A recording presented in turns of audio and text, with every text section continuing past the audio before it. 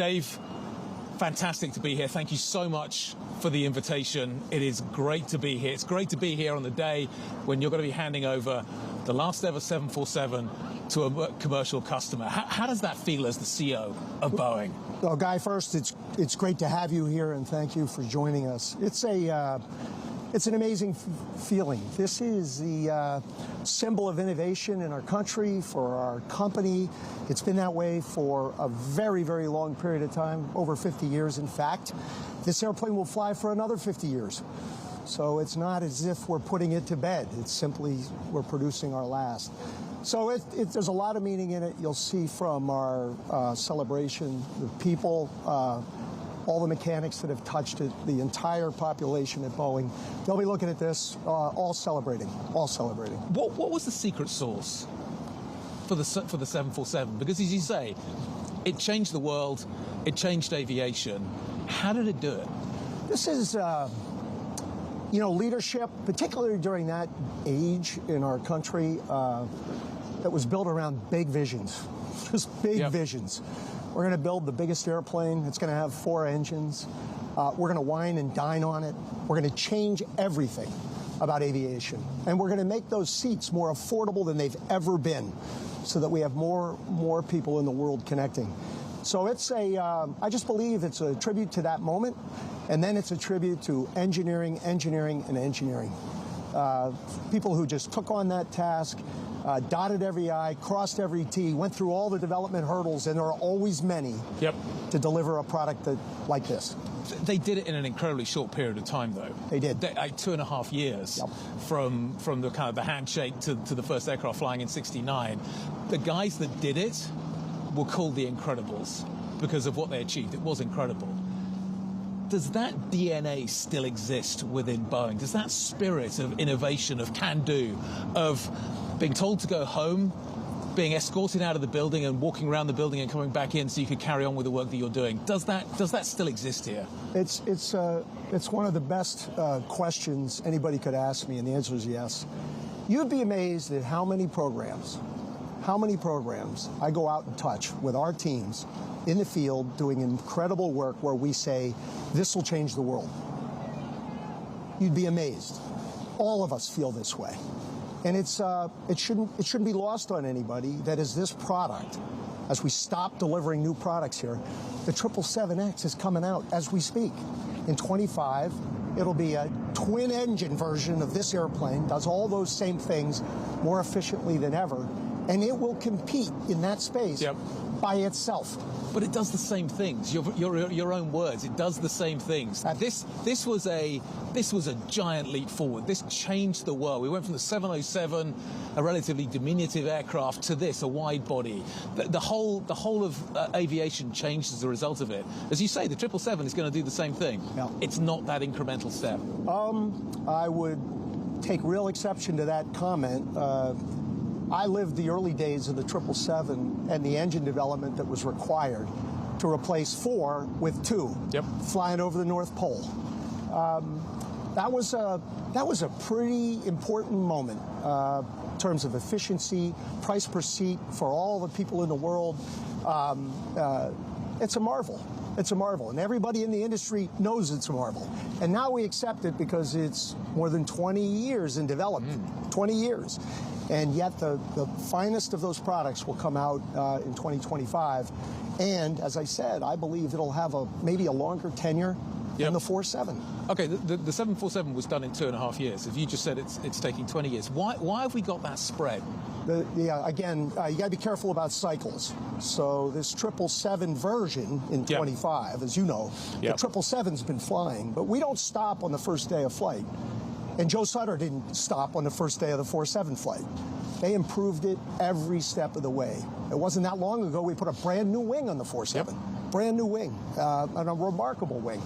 So we don't stop development, and we don't stop pursuing the vision. But it's that first moment when you describe something this big with 4 engines, and then you go about it, and then you improve it and improve it. And I believe in our 777 case, not to overemphasize the 777 because we've got other great airplanes too, but in that case, when we went from 4 to 2, and flew over the North Pole, that was an important moment. So you're still in the innovation business? Oh, we are. Oh, we are. And both in our commercial business and in our military. We learn a lot in commercial from many of our military programs that are remarkable. Autonomy, as you know, lives, exists, it breathes today in the military business. So autonomy is going to come to all of the airplanes eventually. It's important. It's safe. Yep. So, again, innovation is everywhere. So, but what you're describing is innovation that is starting in the military and then coming to the civil. Is that how you see the model? It goes both ways. It goes both ways. There's, we do things in producibility here that we take to the military. We do things in autonomy in the military that we're taking into the commercial. Yep. So that technology transfer, depending on the program and what the objectives of the program are, it's a constant transfer of skills, talent, ultimately engineering. You have said, though, that there'll be no new aircraft until 2035. You talk to me about innovation, you talk to me about this constant culture, yet no new products. How does that... Again, Guy, you got to be careful on the use of the word new products. So the 777X, two versions of it, a freighter and a passenger, are going to come out in 2025. There's real work to do on that, innovation work. It has to get certified, and it has to get introduced.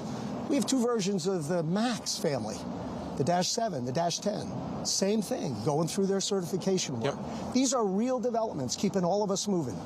We have autonomous airplanes in the military, two versions of them. One's refuels, and the other one teams. They're remarkable. And it's all going on as we speak. So you see autonomous civilian aircraft? Oh, I do, yeah. I think the future of autonomy is real for civil. It's going to take time. Everyone's got to build confidence. We need a certification process that we all have faith and believe in. As you may know, we have an application on an all-electric autonomous airplane. We refer to as WISC. And that airplane, that application is in, and the FAA will begin working with us today on building out a certification program for autonomy and for WISC. So there's so much to learn, so much to do, but it is being done. You talk about autonomy, the amount of software that's going to be required, the amount of code that's going to have to be written, the amount of innovation that's going to have to take place to make that happen is absolutely huge. Amazon's down the road, it's laying off talent. Microsoft's down the road, it's laying off talent. How do you are you trying to actively attract that talent into Boeing, and how are you doing that? Oh, of course, the answer is yes. And I think our industry and Boeing have been very successful. It's maybe the little secret in hiring. We had 15,000 hires last year. We'll hire another 10,000 this year. Why did they come? It's not because they're tired of their Silicon Valley moment. It's because they wanted this mission to connect, to protect, to explore the world. Most of those are engineers. Yes. Are they coming from Amazon? Are they coming from Microsoft? Many are. Many are. So all of them? No. Many of them are. We've never had trouble with that. Do I think the layoffs make it maybe a little easier? Of course. But it's still about who you get. It's not an engineer's an engineer. You're always looking for the best talent in the world to take on one of the great missions in the world. And that is what we're doing. You talked on the call the other day about a narrow body, a braced wing narrow body that you're pursuing, and you're talking potentially about building a prototype at the end of this year. We just spoke about the fact that you're not having any new aircraft, but I'm wondering where this one is going. Clearly, we're kind of running towards the end of the life cycle of the 737. I'm curious as to whether or not this aircraft, this narrow body you've talked about, with these super long wings that are braced, that kind of dip at the airport, could be that aeroplane. Yeah. They call it the transonic truss-braced wing. And yes. So that's a program that's been in development for quite some time. You're doing it with NASA, right? To prove out that it's worth it. And what does worth it mean? Somewhere in the neighborhood of 25-30% improvement from today's commercial airplane, today's narrow body, if you will. So now we have to prove that it can be commercialized. And so, yes, we bought a couple of airplanes. We're going to set it up. And by 28, we hope to prove to ourselves that this kind of technology can come to the marketplace. This is how you get to big objectives like the 47 set for itself. Exactly. You got to first say to yourself, do you have the capability to get there? And you got to develop the technologies that need to be deployed to get you there. This truss-braced wing does that.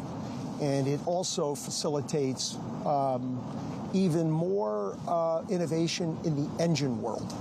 Yep. With a wing that's that far off the ground. You get the height so you can put big bypass engines underneath it, or potentially other technology as well. Exactly. So could that be a replacement for the 737? Is that, if you were thinking about it, is that where you're going? Yeah, I hope so. Yeah, I don't kid anybody. I hope so. I'm not going to develop an airplane to fill a niche. We are not going to develop an airplane to fill a niche somewhere. These are 50-year programs that get developed over 50 years and create these enormous opportunities for the flying public. I can't do that with a niche airplane that's 10% better than the last one. Yep. I've got to create one that's 25 or 30% better than the last one, and it's got room to grow. And that's how we think about this. And yes, that wing configuration is a capability we would like to prove out so that we can imagine that next airplane with that wing concept. So when could we see that? Picking a date is sort of silly when you haven't proven the capabilities. Yep. So let's get together in 28. Okay. When we prove to ourselves that that wing concept works in a commercial airplane. You're talking about opening another line for the 737 here at Everett. Yep. Is that a down payment on a higher rate for the narrow body lines? Yes. It's how high? You're at what we've now? already told the world we're going to get to 50. The market right now, Guy, is as strong as I've ever seen it in my career. It's partly fed by the reopening of the world, the resilient demand for travel around the world, the reopening. China now the latest, and that will be a significant move with respect to market demand. And supply constraints, which means that if you want to build an airline and grow, and you need lift, now you're starting to worry about when the next airplane is you can get. And already backlogs are moving out in the 28 and the 30s, and so that is a pretty healthy market. We have to be prepared for it, and we've got to get this supply chain sort of reconfigured and back in action post-COVID so that we can meet those demands. Okay, 2 quick questions. Tony Blinken's going to China next month. You've had issues with China. You've had issues with the MAX in China. Do you think that meeting could be the opening of the door potentially to an easing of tensions between you and them? Do you think potentially that market could reopen for you as a result of what the administration is doing right now? Yes, I hope so, and that is the way we're behaving. We've been constructive with our airline customers in China. Yep. And I believe that one of the reasons that we've sort of stalled there for the last 3 or 4 years is because, yes, the MAX, but because of COVID and the lockdown. So now all of a sudden it's coming back fast. They need airplanes. First and foremost, we've got to get the airplanes they already own back in the air. We call that return to service. And then the second step is return to delivery, which are the airplanes that are on our tarmac waiting to be delivered to China. So then we try to move down that path, and then hopefully, we get a robust order pipeline in China as well. You mentioned the supply chains. Airbus is already targeting a significantly higher run rate in the narrow bodies. Is there a danger that unless you can get things going pretty quickly, that they're going to end up effectively muscling you out of that supply chain? You share a lot of tier 1, tier 2 suppliers. Yeah, well, if I look at the sort of the order books that have sort of happened over the last couple of years, you've got pretty much parity, with the exception of China. And China's an important player. But you sort of have parity. The supply chain notices that. They know that they can't let one get too far the other by their choice. They follow the order patterns. That's what they do. They always have. And so in my view, Airbus and Boeing together are going to be battling through supply chain constraints for as far as the eye can see. Now, will it get easier over the course of this year and next year? Yes, I believe it will. And I think we'll meet the rate objectives that we have. But it's a little sporadic, more sporadic than any of us would like. In my view, that is mostly related to labor. Their ability to get people, not so much, but the training to get them to do the work, and these very sophisticated products that's a challenge. It's the Fed day tomorrow. A couple of quick questions there. A, do you feel like you're looking at a recession right now? And B, oil prices have been a huge swing factor in all of this. What is your outlook there? What impact could kind of continuing elevated high oil prices have? Yeah. I don't see recession. All of our customers here and around the world, they know and read all the headlines we do. They've seen no signs that travel is going to abate in any way. In fact, it's quite the opposite. Yep. So all the signals suggest to our customers that travel demands are going to be significant. And now with borders opening, and particularly in China, I think we're going to see robust demand. So I don't see recession hampering our industry. Might it hamper others? Yes, but I don't think it's going to hamper ours. We'll all keep our eye on it. And as I said, with a supply chain shortage and order backlogs as far out as they are, by the time you get to 28 or 29, we may have been through 2 recessions. In other words, you can't really make a decision out in 28 or 9 on that basis. Atlas is going to get their 747 today. When's the president going to get his new one? They're going to get them when they get them. We're confident in the program. It's been frustrating. We've talked about it. And they're going to love it. They're absolutely going to love them. And anyway, our team's working hard on it.